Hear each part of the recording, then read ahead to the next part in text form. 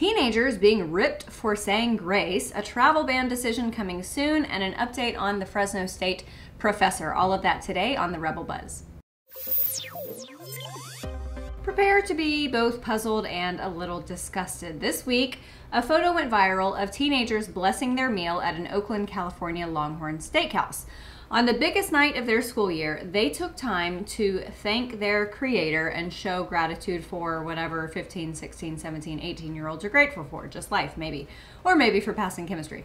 But the original post came from the mother of one of the teenagers who, along with the photo, said this: "I want to share a picture of my daughter and her friends from prom night. Now with the stories today about teenagers and Tide Pods and condoms gathering headlines, this picture speaks for itself."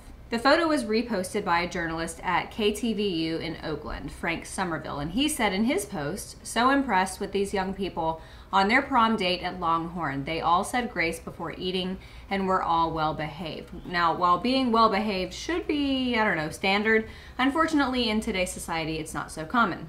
But the truly alarming aspect of this is the reactions that ensued from the post. People actually took offense to this post, making their own assumptions about the connection between these kids praying and them being good people. A commenter named Anouk Green said this: "No offense, but saying grace doesn't mean any of those things. I've known people who do exactly this kind of stuff in public, but who are the most hypocritical, hateful jerks in private.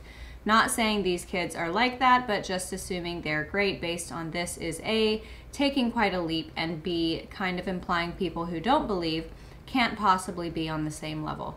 Oh my gosh, really? Anouk, do you have any idea how big of an ass you look like right now?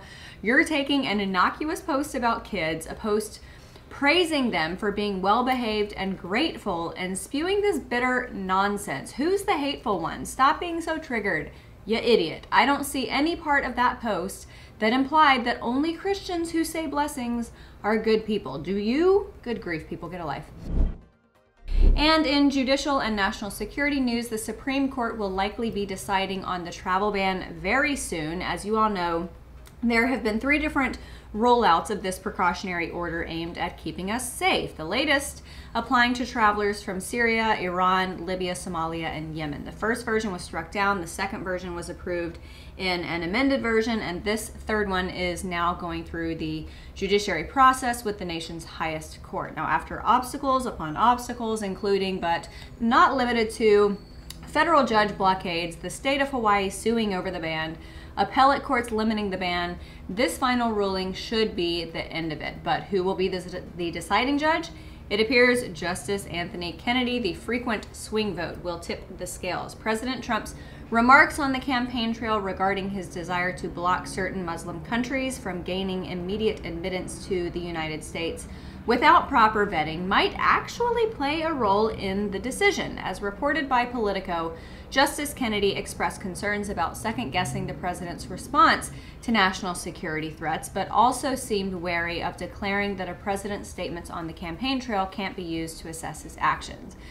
And while many on the left are barking that this is an act of bigotry and Islamophobia, the details and facts surrounding the ban show otherwise. The countries listed in this ban, and also other countries who are no longer listed in the ban, do not have stable infrastructure and are failed states, meaning it is impossible to vet an immigrant or traveler from that country. In a nation such as these, where criminal records are not kept to the extent that we need them to be, or even not at all, admitting them into the United States would be likely Russian roulette.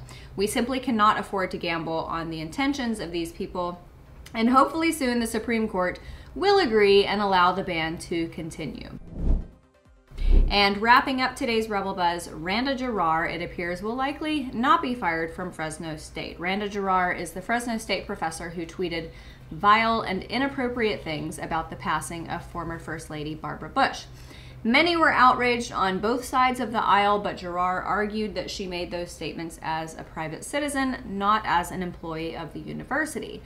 And while I don't personally believe that the professor should be fired for her tweets alone, her tweets indicate what seems to me to be an inability to be effective in the classroom. And shouldn't that be a fireable offense? You're hired to do a job, specifically teach. If your judgment is so clouded by hate and prejudice and bitterness, how can you possibly do your job effectively? Now, outside of terminating Gerard, Fresno State also decided that no disciplinary action would be taken because she did not violate any of the terms of her employment. But here's the glory of the free market. Whether she's fired or not, many people, namely many donors, cha-ching, are displeased with her continued employment at Fresno State. A donor by the name of Ed Dunkel Jr., who is a large donor with the university, has decided to suspend his contributions until a final outcome is announced. He told the Fresno Bee, "I have a lot of friends that I've been talking to, and these are people who donate now and talking about holding back, and some are even questioning whether to send their kids to Fresno State.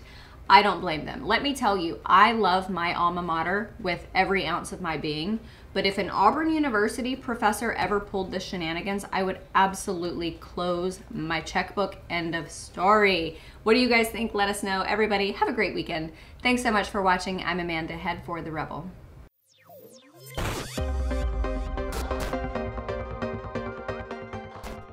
If you enjoyed my commentary and want to hear more from all of us over here at The Rebel, subscribe to our premium content at www.therebel.media/shows, and make sure you're following us on Facebook and Twitter for all of our latest news. Also, download our new app for The Rebel Media on the App Store.